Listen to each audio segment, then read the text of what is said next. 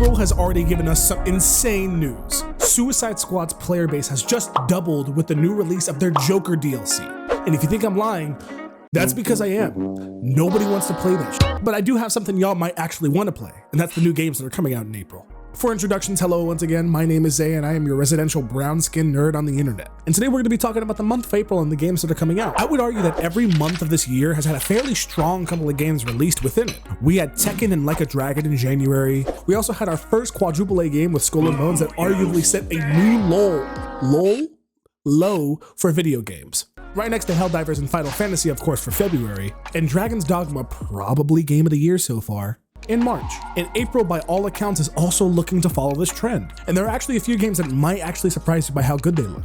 Stick around, we'll talk about them. For all of y'all new here, this is a series that I like to call Monthly Recap. What I'm going to be doing is I'm going to be creating a video of all the games that actually look interesting and worth getting within the month of April for you guys, so you guys don't actually have to do the research about it. You know, if you're lazy, all you got to do is watch this video.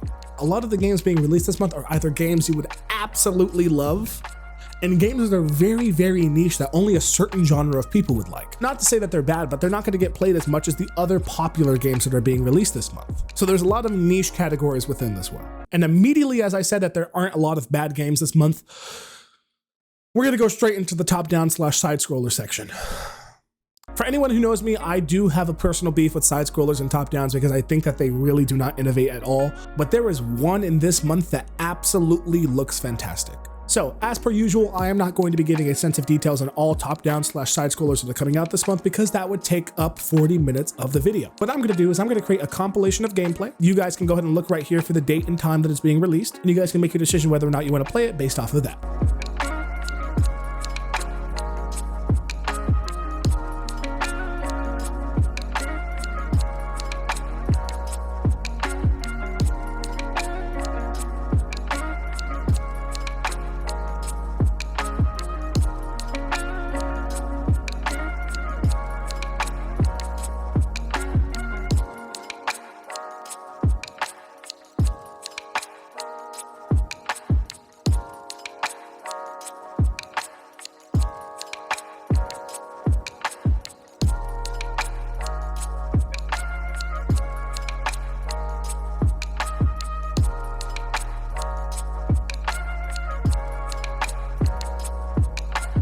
Now, the wishlist section are games releasing in the month of April that you, the people, should keep an eye out for. Some of these games are absolutely day one purchases that most people should buy, but a lot of the times when it's in the wishlist section, for me, there is a catch right next to it. And that catch can vary. Maybe it's releasing next to an industry giant. Maybe it doesn't look as much as the price point says it is. With $70 being the norm nowadays, we are no longer wasting our money. If a game looks like it should be $30 or $40, then it should be $30 or $40. The first game we're talking about is a game called Harlod Haitbut. I cannot pronounce this Germanic ass name. It is confusing. The entire game is all stop motion. Everything you see on screen right now are actual practical minis that the development team at Slow Bros have made themselves. And personally, I think that the amount of dedication that goes into making this look genuinely good is absolutely amazing. I think that if you enjoy supporting small companies, or if you had an obsession with Chicken Run when you were little, I think that this game should absolutely be on your radar when it comes out. And for all Xbox owners out there, this game is coming on Game Pass, which means that a lot of you guys won't even have to actually pay to check it out. The next game on this list is Children of the Sun. And this game is almost the exact opposite of the last one. In this game, you are a lone woman tasked with taking out a group of cultists as a sniper.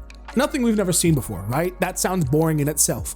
However, the thing that sets it apart is that you turn into the bullet. I'm not even joking. You turn into the bullet. And with each death, the kill combo continues and continues and continues until everyone on the map is dead. It's almost like a mix between Sniper Elite and Super Hot if you guys have played those games. At this point in time, there's no price point for this game listed on Steam, but if you're just kind of looking for something to test your mental strategy, then this game absolutely is a purchase if it's around, 15, 10, 20, somewhere around that range. Abubakar Salim. He is best known for his role as Bayek with the Assassin's Creed Origins, or as some people may know it, the last actual Assassin's Creed game in the series. Every other one has been kind of He, with much passion, has created Tales of Kenzera. This game was announced during last year's Game Awards and is a passion project dedicated to his father that passed away. This game, by all merits, looks like it can break the stereotype of being a Metroidvania clone. The music in the game, the art style, the voice acting, the movement, the combat, all of it looks fantastic. This game kind of reminds me of Prince of Persia with how smooth it is. You know, the one that released earlier last year that literally got 9s and 10s between every single gaming studio. Yeah, that one. That is a high praise compliment. There's so much passion and creativity when it comes to this project that it might be actually racist if you don't have this on your radar. This game looks fire. Now this next game. In all honesty, if I could actually automatically install it on everyone's PC without being, you know, sent to jail for multiple breaches of cybersecurity, I absolutely would.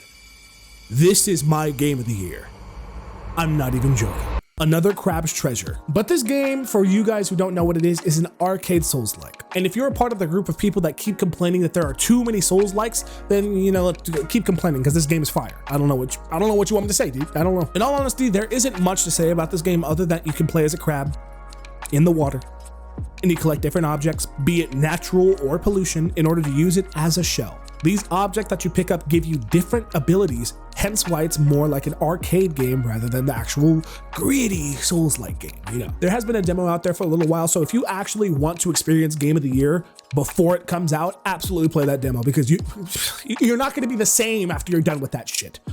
Another Crab's Treasure is Game of the Year, I'm telling you. Now, in order to save a little bit of time, I'm going to mash these two games together because a lot of the compliments I'm going to give for one actually matters for the second one as well. And the reason for that is both of these games have an art style directly inspired by Studio Ghibli, you know, one of the most famous animation studios ever. Both Europa and Planet Lana take heavy inspiration from Studio Ghibli films. With me being a big fan myself, the art style absolutely makes me stare wide-eyed in these trailers. However, aside from the art style and the fact that they're releasing on the literal same day, that's kind of where the similarities end. Europa is a third-person adventure game that focuses on Breath of the Wild-esque exploration, while Planet of Lana reminds me of games like Inside, Limbo, and Little Nightmares with its 2D platforming and puzzle solving. Either way, both of these games are really interesting and need to be on your radar if you are into those Studio Ghibli films. Now, very similar to last month, there are two games that absolutely should be purchased the second they come out. The first game that I recommend you guys purchase is one that might actually get some of you guys pretty emotional, and that is Sandland.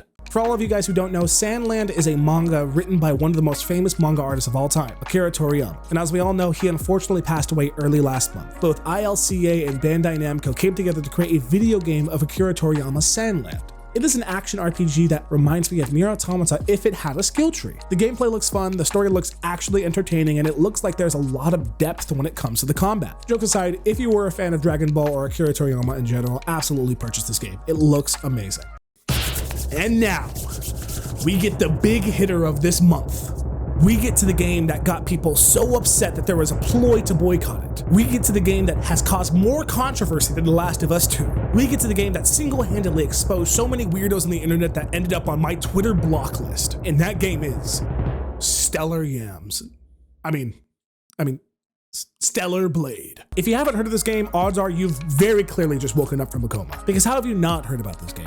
I mean, the news around it has been so big that it's almost impossible to miss. Jokes aside, Stellar Blade, while it doesn't visually look like it at first, is a Souls-like.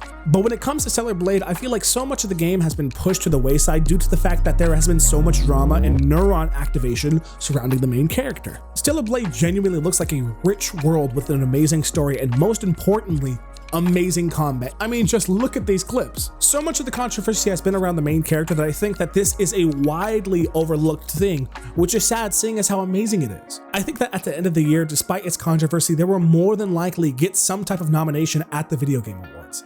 That's how good it is. And that wraps it up for all the new games that are releasing within April. Let me know what you guys think. Are you guys thinking about picking anything up? Did I miss anything? You know, I am a human, guys, which means that I can miss things. And if you think I missed anything, absolutely put it in the comments down below. What games are y'all looking out for? What games are you thinking about picking up? And what games are you thinking about degrading on the internet? Besides that, I am Zaya, and I'll talk to y'all later.